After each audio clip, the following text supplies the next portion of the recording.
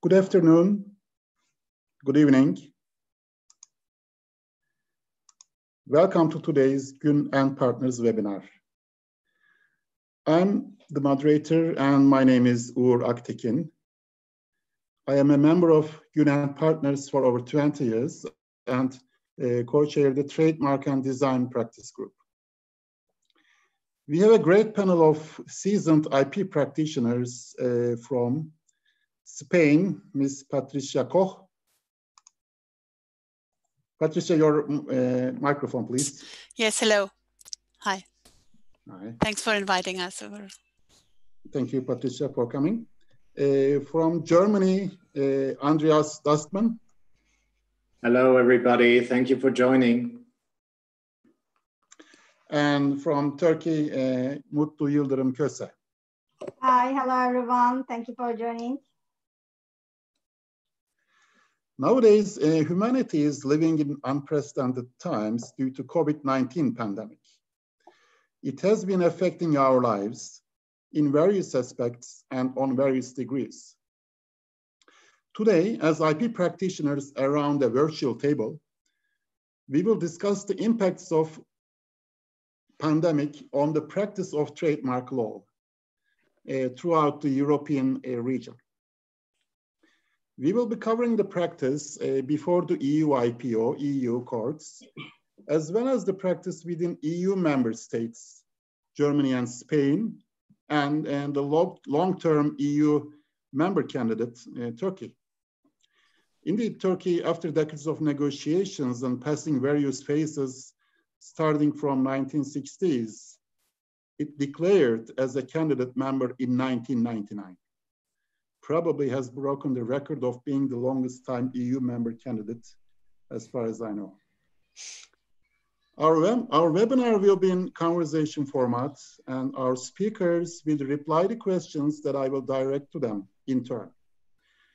There will be 4 or 5 rounds in total with questions, and after the final round, there will be time for questions from the audience. So please feel free to write your questions while you are listening to the webinar on the Q&A section, chat section, so we can note them and direct to the speakers after finishing their presentations or conversation. We will plan on finishing the conversation part around 45-50 minutes, hopefully. And before starting our conversation, I would like to introduce today's speakers. Patricia Koch from Boulder, Spain. So Patricia was raised in German environment in Madrid, attending the German School of Madrid and later university, where she studied law and business administration. Thereafter, she went to Hamburg, Germany, to work in a law firm for practically 2 years, where she was assigned to the trademark department, learning about the practice of law in Germany, both in courts and the trademark office. On her return from Germany, she joined one of the leading Spanish law firms, IP firms, and specialized in IP litigation. Indeed, she started as the most junior lawyer of the litigation department and ended up heading the department when the former department manager was promoted to manage the whole firm.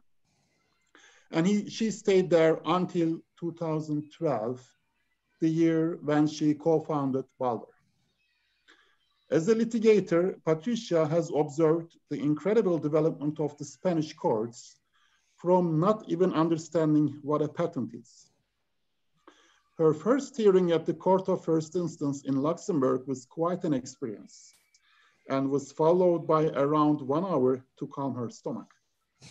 She would love to be able to say that she has now got used to Luxembourg, having argued in quite a number of cases, hearings, as she took care of all cases of her former firm in German and English, and continues to do so now.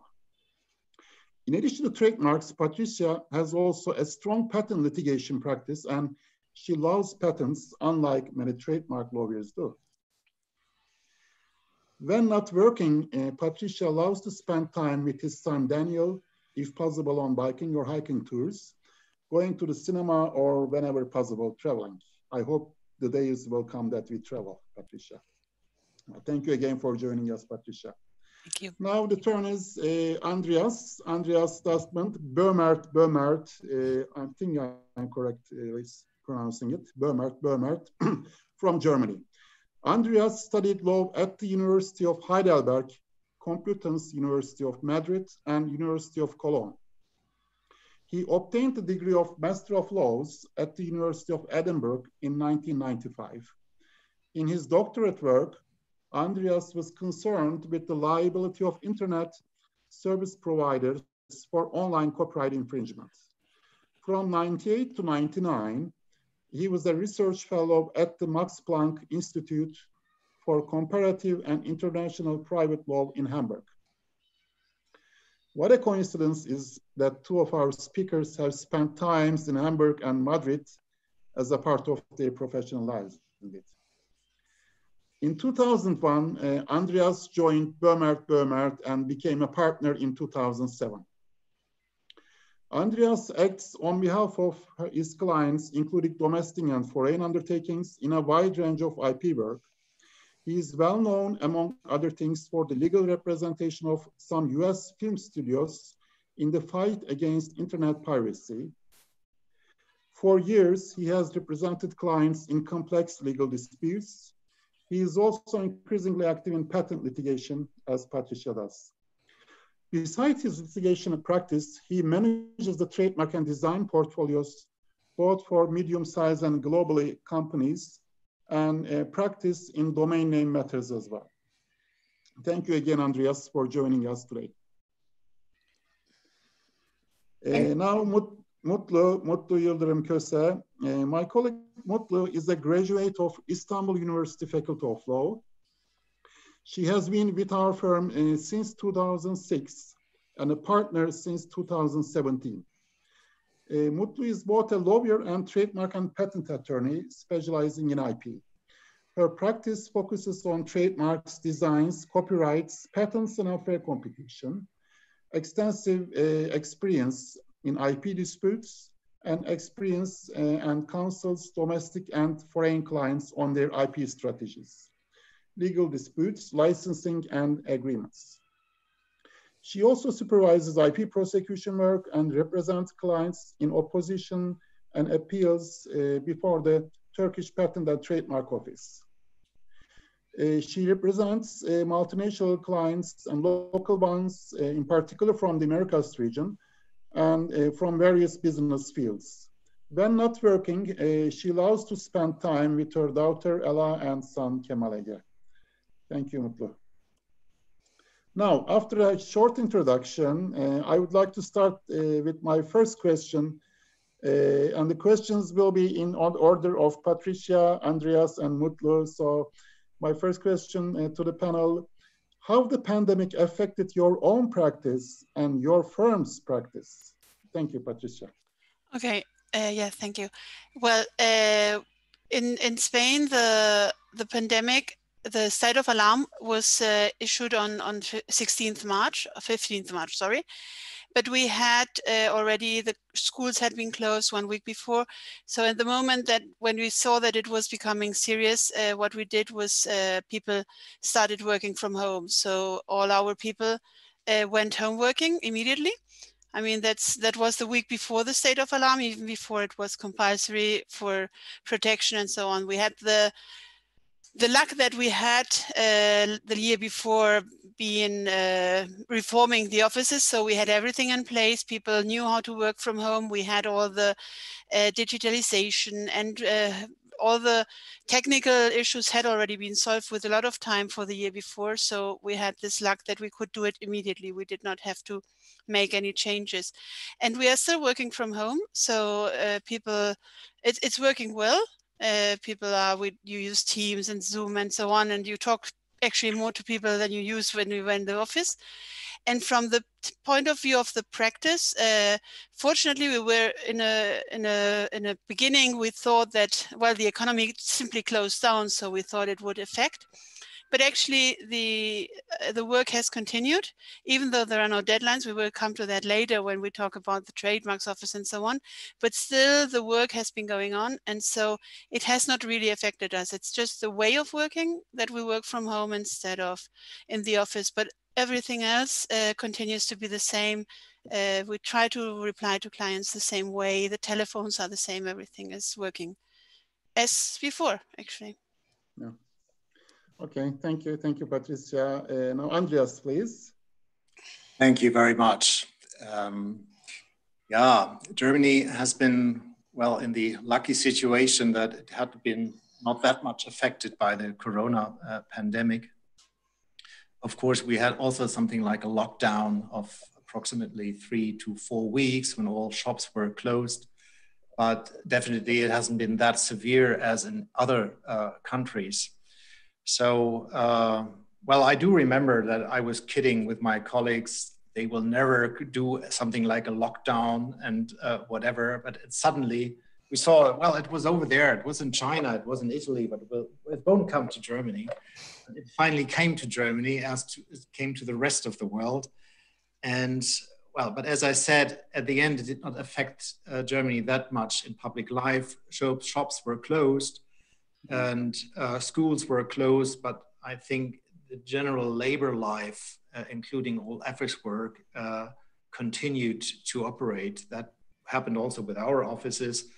And well, we had to close down one office, particularly the office where I work in Berlin, because of a corona case, a suspected corona case. And yeah, we, as Patricia said, if this pandemic had happened 2 years ago, it would have been a disaster for us because we were still working with papers and no teleworking possibilities. But we were in the lucky position that we had implemented these measures. And then it was really not a big problem to change from one day to the other that people could work from home. Yeah, that's it. No. Thank you, Andreas. And Mutlu, please. Hi, the pandemic has started to show certain impacts on business life in Turkey since mid-March as well. And we have immediately started working from home.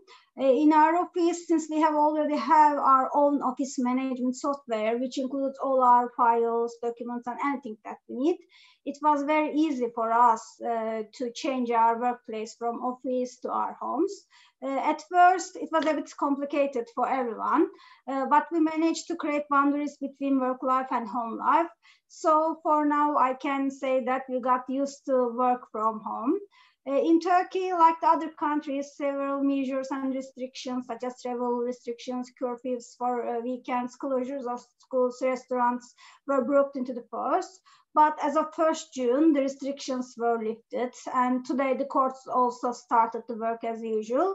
So we can say that in Turkey, we are in the new normal period, and we are working as usual, but we continue to comply with the measures. We wear masks and keep social distance, and we will see how will be normal for us. Okay. Thank you, Mutlu. Yeah, in the last part, I'm going to ask all the speakers, to comment about their predictions for the future. And I think one of the most important parts will be about our work life in future. Apparently, still many people are working very effectively from home. So actually, in our practice also, luckily our practice kind of consents that, so we can work from home, not for many other people. I think some work habits will change for our profession in the future. We're going to all see it, but we will discuss it in the last part. So let's go to the more on trademarks, and let's go to our offices, trademark offices, the backbone of trademark protection system. So how they responded to pandemic, how were they in your countries and also within the EU IPO, Patricia? Thank you. Okay, if you agree, I'll talk about the Spanish situation. Yeah. And leave the European Patent Office to Andreas, who has prepared some slides on that. In Spain, Well, as we are still in a state of alarm. I mean, I have not finished it yet. It started on the 15th March and it will continue until next Sunday. So people were told to go home and they couldn't go to the office in the administration, in the trademarks office. They have, however, they have also implemented digitalization. Not as much as we had because they had never had to use it, but they could work. So what has happened is on the one side, they have stopped all the deadlines. Any deadline was immediately stayed, so we didn't have to file anything or present writs. Although everything is filed in electronically, there was no need to do so. The stay was lifted on 1st June of this year. So until 1st June, from 15th March, there has been no deadlines. You could still file things, but if you didn't, it didn't matter because there was no deadline. The officers have been working, so they have they have issued decisions and so on without the term to appeal applying, but they have issued decisions. Trademarks have been filed. There was no problem in filing trademarks. It has gone down. We have seen that different from as we see afterwards in the European office and in other countries. In Spain, the filing of trademarks went down 30%. So it has gone down during this state of alarm, but it has been working fully. One thing that I wanted to share with you is the Trademarks Office, as it has been so complicated with the deadlines, they have issued a calculator so that you can, I don't know if it can be seen now, I think it can, that we have, this is something offered by the Spanish Patent Office. So if you put here the day on which the term was supposed to start, which if you say, for example, it was to start on 13th March, which was before the lockdown, and the term was 2 months, the machine calculates when you have to file it, which in this case would be 13th August, because the term restarted on 1st June. But the days which had passed have already passed. So you have a calculator because people are just, yeah, well, it's really complicated to calculate all the terms. But actually, well, it's complicated. In the end, it's not that complicated. We have had no deadlines from 15th March to 1st June. On 1st June in the morning, so it's the night of to 1st June, all the terms started to again. A term that had already started, only the days were left which had been left, and new terms, they don't restart. So actually, well, that is how it has been working. It has worked well, but the people of the Patent Office are now returning to work, and they are going to the office. Not all of them. We are still, as I said, with restrictions, and there is not a full occupancy, and they have been working from home. But they are starting to return. But we have not noticed any change. We have no oral hearings, of course, but we do not usually have them. And the only difference was perhaps that when you wanted to talk to an examiner, that was not possible anymore because you couldn't call them because they didn't have the telephone lines to call to their homes. But that doesn't happen so often that you talk to examiners. And for the rest, it has been working like usual. So. Is it possible to email them, maybe? Email the officials? Yes, you can. Okay, yes. Great. Yeah. Yeah, the terms issue is rather complicated. Yeah, we had the same experience, you know. And in one of the webinars, there was a very tough question about it to one of my colleagues. You know, it's just, you know, it took a couple of minutes to calculate. Yeah, very interesting. Well, anyway. We had to ask the examiners actually how they were going to calculate it, because one of the things was if the term started on 12th March and the stay was not on, the site of alarm was on 15th March, so the 2 days that had passed, do they count or do they not count? And for appeals, they do not count, but for not appeals, they do count. So we have to be very careful there. But I mean, once you get the idea, it's not that difficult, really. It's a good idea that your office had a calculator, actually. On yes, that was really a good thing. It helps you. It's not binding, so if you have not calculated it correctly, you are still out of term. But they will. I mean, it's at least a help. Did they patent it? I think it's an Excel sheet. I don't think they have to patent anything there. Yes, thank you, Andreas. Do you hear me? Yes. Yeah, all in all, I mean, the situation went pretty well. It was like Patricia said, the offices extended their terms. Probably there's not that much interesting for our audience what exactly the deadlines were. Both office, the European office in Alicante as well the German office, they extended all the deadlines. The European office did it twice, not because the office was not operating. The office in the European office particularly did a tremendous job because for years already, they are quite advanced in electronic proceedings. So they did that mainly for the parties and the attorneys who eventually could not access the electronic filing processes. So the European office, they extended twice the deadlines, all deadlines, office deadlines, as well as statutory deadlines. So opposition periods, for instance, they were not 3 months, they were all of a sudden 4 months or even more. People had more time to file notices of oppositions. The German office was a bit less liberal with this. They just extended office deadline, but not the statutory deadlines. I'm going to share this my screen with you to show you some interesting aspects. Where is it? That's actually a website Patricia told me last time when we were prepared for this webinar.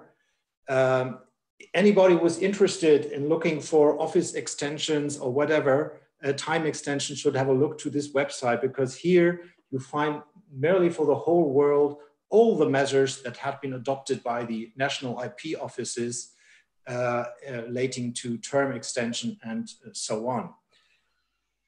But what I wanted also to share with you, just a second,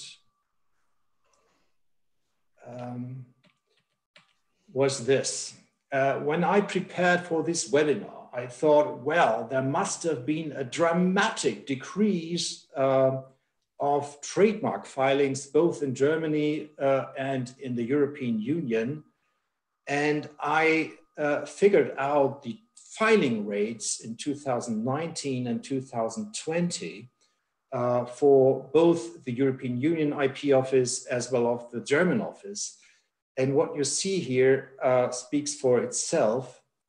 There was still an increase in March, and there was a little decrease in April when the corona pandemic probably was at the worst stage in Europe.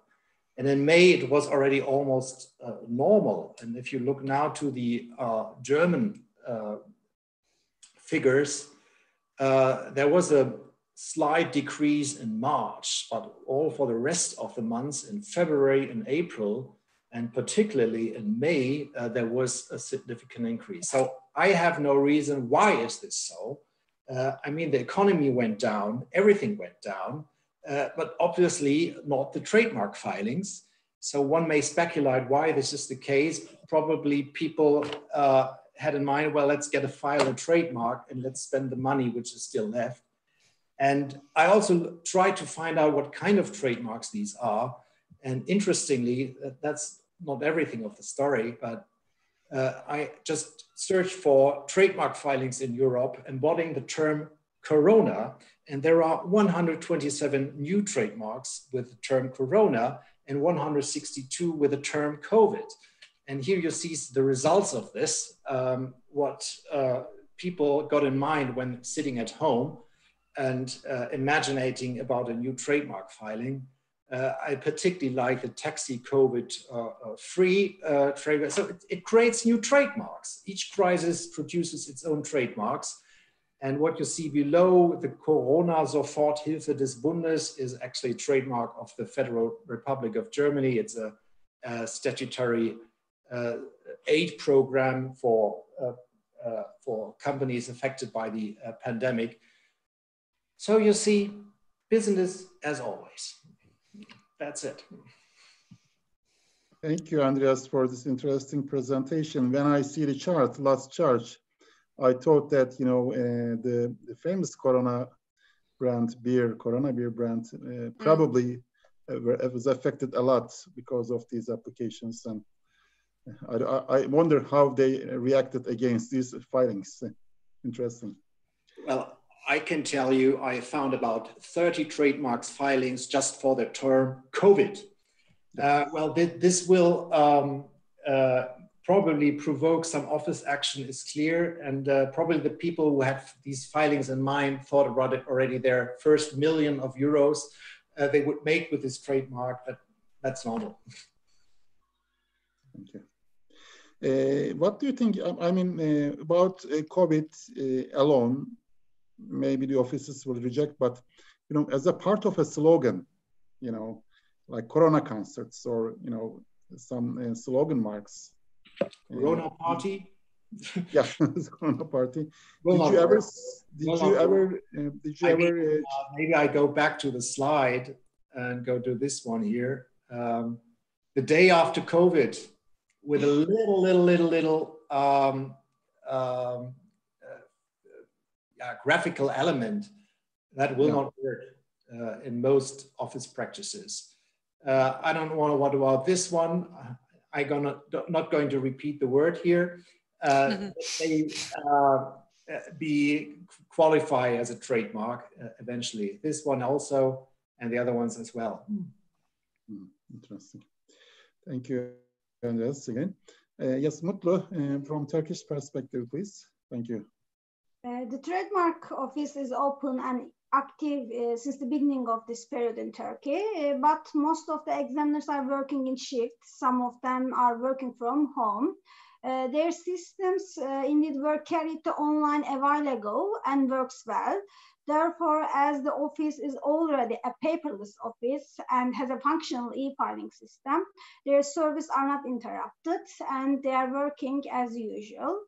As to deadlines, all the time limits before the office, such as oppositions, appeals, renewals, have been suspended between March 13 and June 15. And the time limit started to continue on June 16. So it's today. The law also states that if there are 15 or less days for expiry of a term as of June 15, that term will be deemed extended for further 15 days. So in Turkey, we can say that even the shortest remaining time is extended until at least June 30. Calculation of the deadlines is very complicated in Turkey as well, but we know that the shortest remaining one is June 30 at least. Due to the extension of the deadlines, there's a delay in registration procedures, and so the registration decisions as the opposition's period are extended. But on the other hand, there's a speed in other procedures which are not subject to any official deadline, such as absolute ground examinations, publication decisions, or decisions on the appeals. Indeed, in a webinar, the director of the office stated that their productivity increased during this period. And we feel this increase as well. For example, the office granted a decision on an appeal filed by our firm within only 10 days. So we can say that the office worked efficiently during this period. And in Turkey, like the EU office, we see the applications including Corona, COVID, Distance Festival. So the situation in Turkey for the trademark office like this. Thank you, Mutlu. Yes, I heard about that Mr. President's statement that the productivity of the examiners increased quite a lot during this period. And as far as I know, you know, they were kind of free to come to the office and on their own decision. So it increased their productivity. I think that's an issue that should be examined by the business consultants, you know, or management gurus, how working at home, if possible, affects productivity. But I think many of us saw during this period that it could be productive if you, set up your environment when you work remotely. Thank you. Well, now we are turning to the courts, court practice. So how the courts affected, from Patricia again, thank you. Okay, I start very quickly because it refers actually to the European Patent Office with the European Court of Justice, which takes over the cases from the European Patent Office. They did not say any terms, so they did not have hearings. They suspended all the hearings. They have restarted on 25th May with the hearings, but they have not made any stay of deadlines or anything. You had to file everything on time. In Spain, we have had kind of, well, two periods. We have had a first period, which was from 16th March until 14th April, in which you couldn't file anything, or not exactly anything. You were not allowed to file anything which was not extremely urgent or was COVID related, because, well, it's actually because of the crisis, because so many shops, so many businesses shut down that the courts were simply overwhelmed. So to file a writ, to even be allowed to file a writ, you had to explain to the dean, to the main office, why it was urgent, why you couldn't wait. So that means that interlocutory injunctions could be filed, but they had to be not just urgent, they had to be extremely urgent, because otherwise they were not even accepted by a court, so you couldn't even file it. In criminal actions, which is where very often counterfeiting goes to, they did not accept writs. They were not accepting anything, except if there was a prisoner.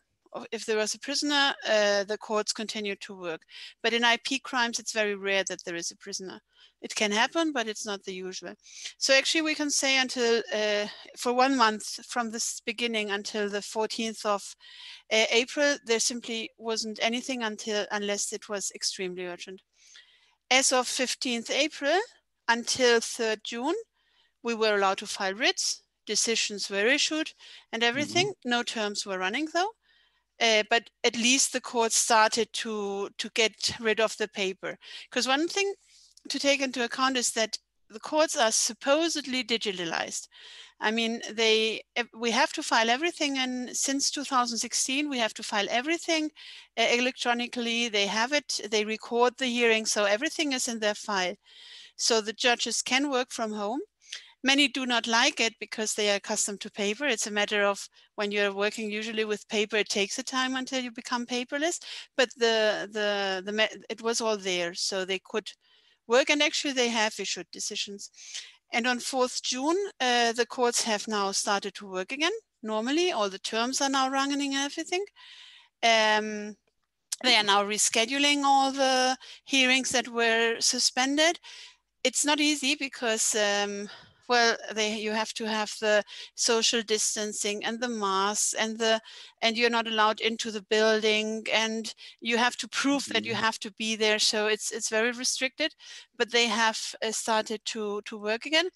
I had one, it's in Spanish, but I thought it was perhaps worth it to share it, which is a decision that I received today. I don't know if it is sharing now. It should be. Ugh. No. Yes. No, it's not sharing? No. Now sharing, yes. Ah, yes, it is. Okay. Well, there it says that this was a case which had been suspended due to the COVID crisis. As you see, it says COVID-19. Now they've scheduled it for 22nd July. But they already say that it might be that they change it if there are too many people. It might be that they change it if they see that it's not working the way they have planned it. And it may be that they do it via video conference. They are just making proofs to see if it can be made via video conference. So actually right now we're getting all the summons to go to the court, but we do not yet know if we will really be able to go to the court. So they are trying. It's an experiment for them as well. There is a problem with Constitution to do it. What we have is to do it via video conference. First of all, there is just one video conference room per court C, so it's not easy. They have to take turns and disinfect and whatever they have to do. And also many judges have said that they do not want to have the hearing via video conference. The lawyers, okay, but not the witnesses, because they are accustomed to see if someone is lying or not lying, or they can make sure that they are not being told what to say, because I mean, right now you do not know if someone is telling me what to say because I'm looking at the camera, but there might be someone behind me telling me what to say. So they do not like it. They say it's a matter of, well, being sure to really make justice. So it's being discussed. We'll talk about that as to the future, but right now, no one really knows how they are going to do it. The lawyers associations, the judges associations, the ministry are all going together and see how we can solve it, because on the other side, you can't not have hearings and have everything paralyzed and no one taking decisions. So it's absurd. And then the other thing about counterfeits is customs, I think. That's an important part of it. Our customs authorities have continued to work. There has been no suspension of their work. However, what we have seen is that there have been almost no seizures in customs. But that is probably not so much due to the fact that they are not working, but to the fact that the whole commerce was paralyzed. I mean, if no ships and planes and so on came in, obviously they can't find any counterfeit goods in imports. From the moment this international commerce has started again, we are receiving all the usual communications about counterfeits. But actually during the 2 months that passed until everything became more or less normal, we have had not even one communication of customs seizures which was not related to something sanitary. Only sanitary products were found. Okay, thank you. Thank you, Patricia. Thank you. And Andreas, likewise in Germany, civil courts, also criminal, seizures, customs. How is the practice going on during this period? My more personal impression was that the judicial system, at least the civil court system, had not been that much affected by the corona pandemic. Mostly because the lockdown was relatively short compared to other countries. What happened that hearings that were originally scheduled for March and April, they were postponed to a later date. But all this, I think, would have become much, much more problematic if the lockdown had taken more time. The truth is that the German judicial system is rather old-fashioned. It still relies on paper files, and all the proceedings look very much like in the 19th century.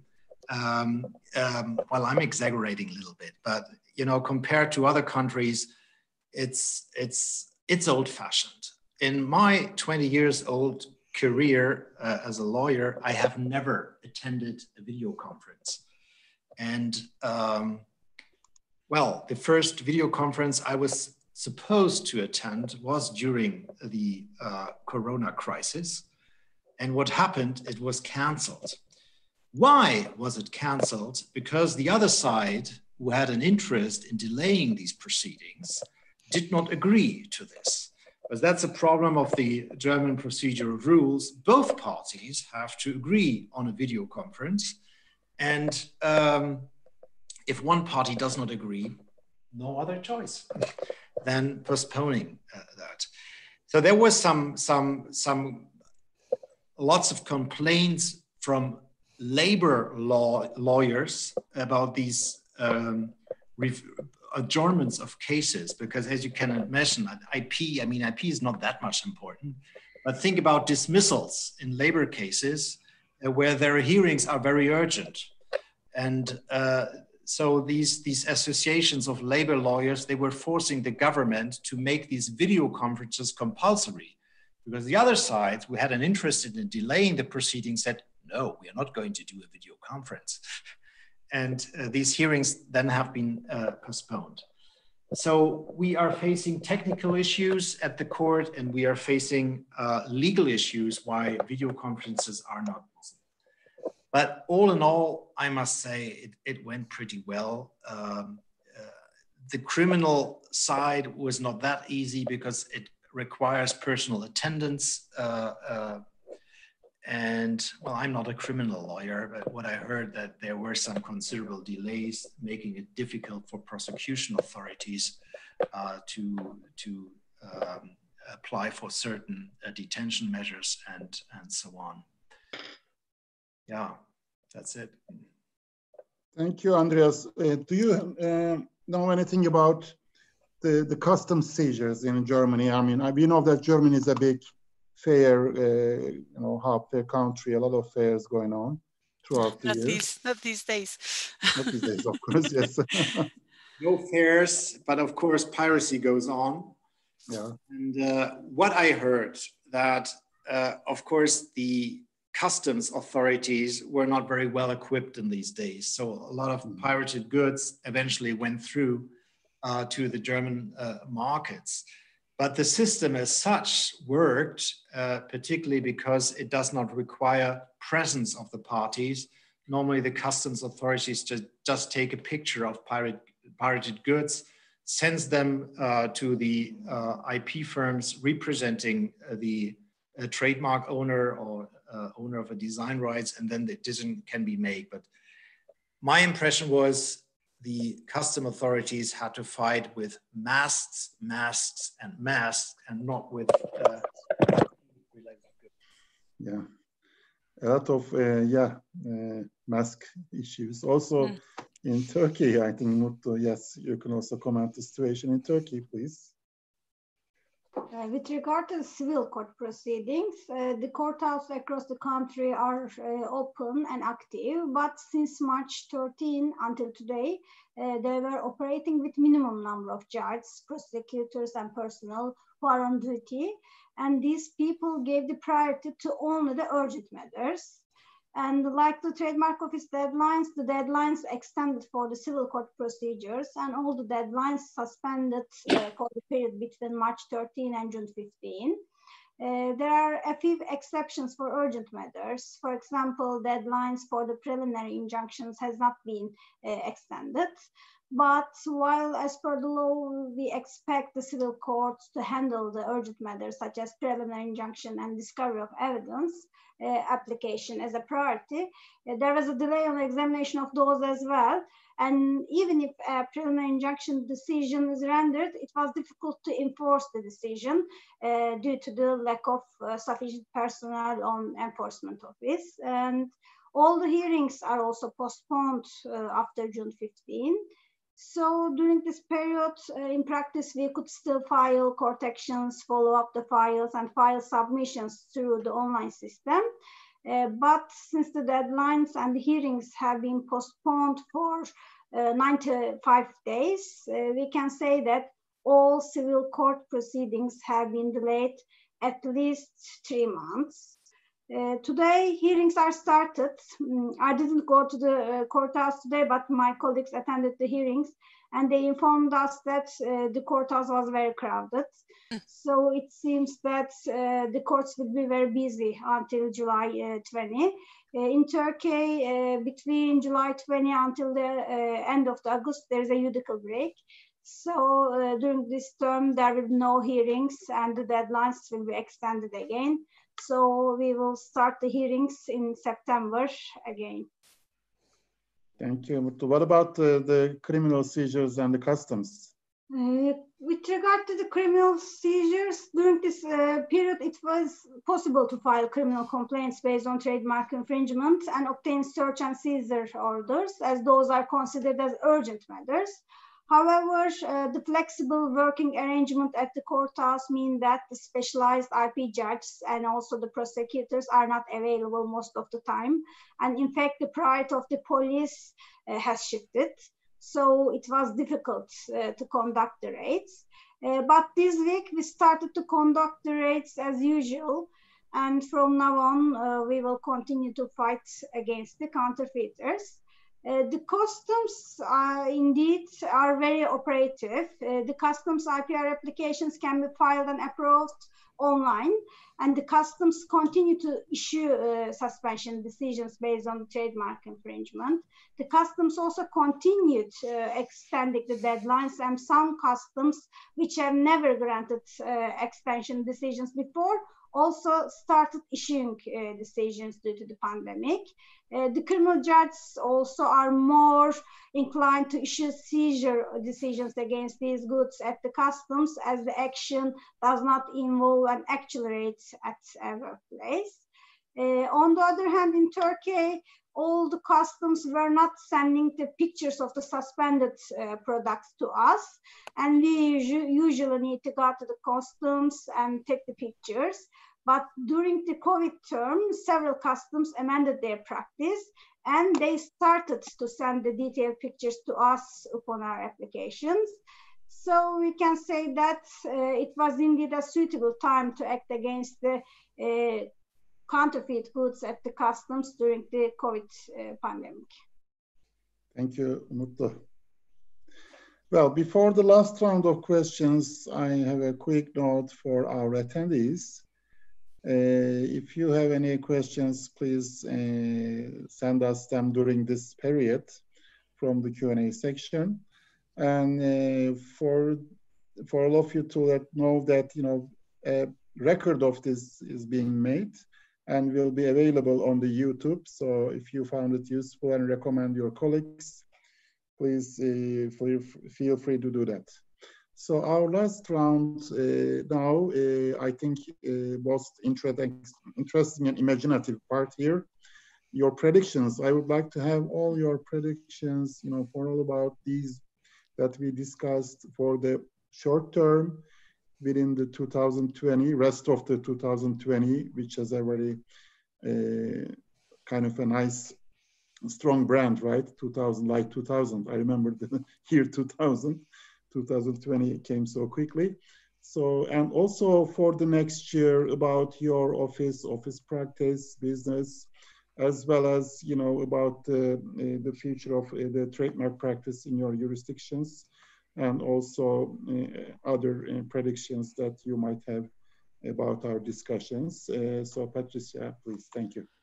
Yes, well, it's difficult to see how they was. I think that with regard to the Trademarks Office, now that they have seen that people can work well from home, I do suspect that there will be more people taking, not all the time, but taking some days to work from home and issuing the decisions, because one of the things that I think everyone finds out when they work from home is that you kind of lose less time. I mean, you're really working all the time. I mean, there is no coffee pause, and now I'm going to take a coffee with my colleagues and so on, which is very usual in, I suppose also in Turkey, at least in Mediterranean countries, all this social networking and so on. And from home, you kind of just work. So people are more efficient very often when they work from home, when they have to do something where you don't have to talk to people. So I suspect that they will do that a little more. They do not have to change all the technical issues and so on, because they already have it all in place. So it could be done as they have proved. I mean, they have been working from home and things have been going well. So they could do that. The courts, on the other hand, I think they will make changes to make to be more able to cope with work if something comes up. I mean, there will possibly, or at least there is the fear that it will raise again, that there will be a new wave of COVID where perhaps there will be a new lockdown. And the first time it took everyone by surprise. But if it happens a second time, the courts should be able to cope with it. I mean, from the beginning, all the lawyers said, why are you closing down? Because everything is filed. Since 2016, everything is filed paperless. You have to file everything in electronically. So there was actually no reason to close it down. It was just that possibly many judges didn't have the possibility to work from home. They do a lot of paper, so they will have to work on that, because it can happen again. With regard to the video conferences, I think that needs a change of law, because it's not easy. It's not quite as Andreas tells in Germany, that you have to agree, because if the court says it's a video conference, it will be a video conference unless you go to the Constitutional Court. But still, they are not prepared to do it, so they will have to work on that. But I think they will work on that because they've seen that it is important. And with regard to our office, actually, we're still talking about it. We haven't taken a decision because what we have seen is that it works well. But this is not actually home office, what we've done. I mean, that was a lockdown and there was no way. You had to just take what you have. And if you want to do the work, you will have to work from home. That doesn't mean that many people are wanting to go to the office because you talk with your colleagues. A lot of things are easier. On the other side, you've also seen that you can work from home. So we are actually looking at how it has affected. The numbers seem okay. I mean, the way that we are responding to clients seems to have been okay all during these times. We're still waiting for some feedback. And possibly home office, voluntary home office, not lockdown home office, might increase, but we haven't actually reached a decision. What is clear is that we can do it. And we will see if it's worth it to do it or if we rather stay with the old way. I suppose we will find a mixture between both, that there will be more home office, but we will not go completely to home office. I mean, working in the office has a lot of advantages as well, and we can't lose those. So it's, I think we'll find a middle term somehow. Thank you, Patricia. Andreas, what do you think?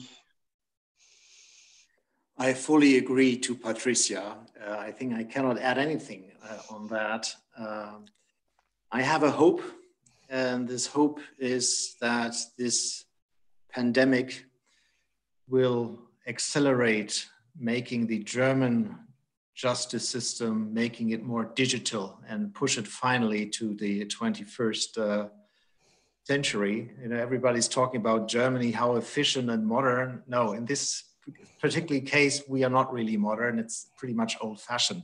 What happens before a court?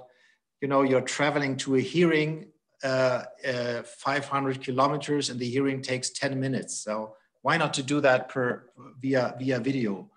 And so I think that will be something now when judges have become familiar with the technology and lawyers have become familiar with the technology, that we will see hopefully in the future. Home office, for sure, it has arrived to all IP firms. We will see, I think, a significant increase of teleworkers for that, and it makes sense. And we all notice that you can eventually work as efficient from home as you do in the office. And I think the most interesting question will be, what will happen with all our IP conferences?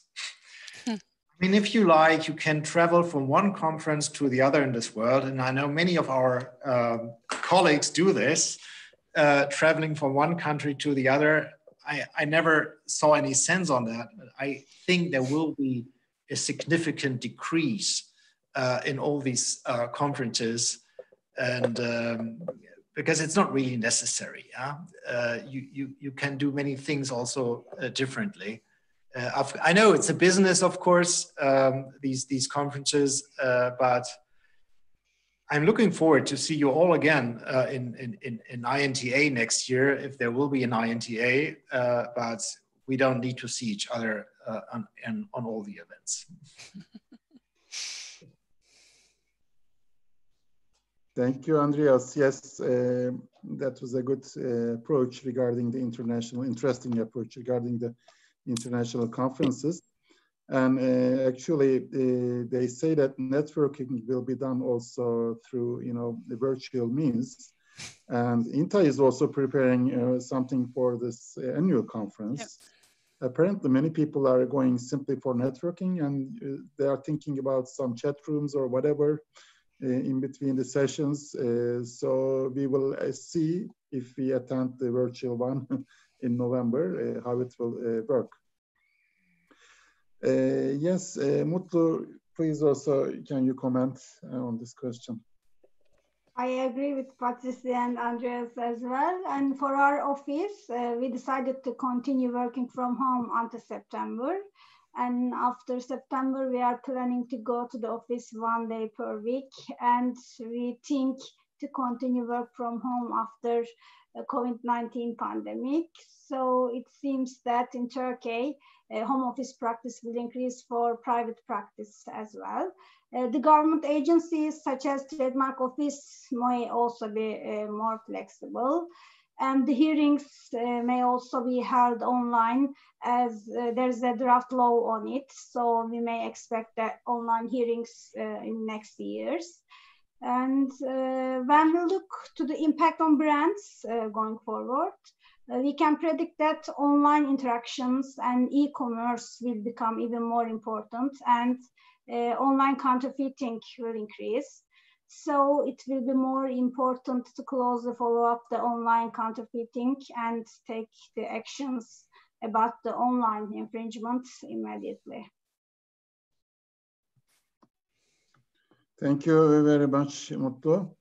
Yes, indeed, our office very proactively approached this issue, and we were right on the first day, March 15, started working remotely. And just 1 week ago, actually, we finished our internal directive, let's say, with a common joint effort by the attendance of all members of the firm, which kind of requires us to come to office at least once a week, but you may come more if you wish after September, or if you have work to do so. So that will be an interesting experience. We will see how it will develop, but I think, you know, working remotely is kind of, seems to be efficient. Yes, there are advantages, but both has some advantages. And being in the office, socializing, you know, see your colleagues, also doing some meetings face-to-face, also important. So I can see that I personally think that in the future, a mix of this will be more commonly seen in practice. And also, I attended a webinar in which it was saying that the decisions of employees also important. I mean, kind of if they are relaxable, they prefer it. Say if you say, you know, come this way, go work at home this day, it doesn't work. But if you give them freedom to choose which day they come, which day they go, or, you know, kind of if they have work, they come. That's the most efficient, they say. We will live and all see it. Yes. Thank you. Well, it was really interesting discussion. Thank you very much for your attendance. Let's go to the Q&A session. We have one question already asked. It says, it is directed to Andreas, and says that, could you share more information about approach of EU IPO or German office against applications consisting of COVID-19 corona lockdown? What does he think about the office's decisions finding these applications registrable? This is the question. Andreas, your mic is off. We can't hear you. Yeah, please. Could you just repeat the last question? On of course. What do you think about the office's decisions finding these applications registrable? If they are registered, we don't know that. Huh? Yeah, maybe I share the slide for this again. Oh, yes. Here we go.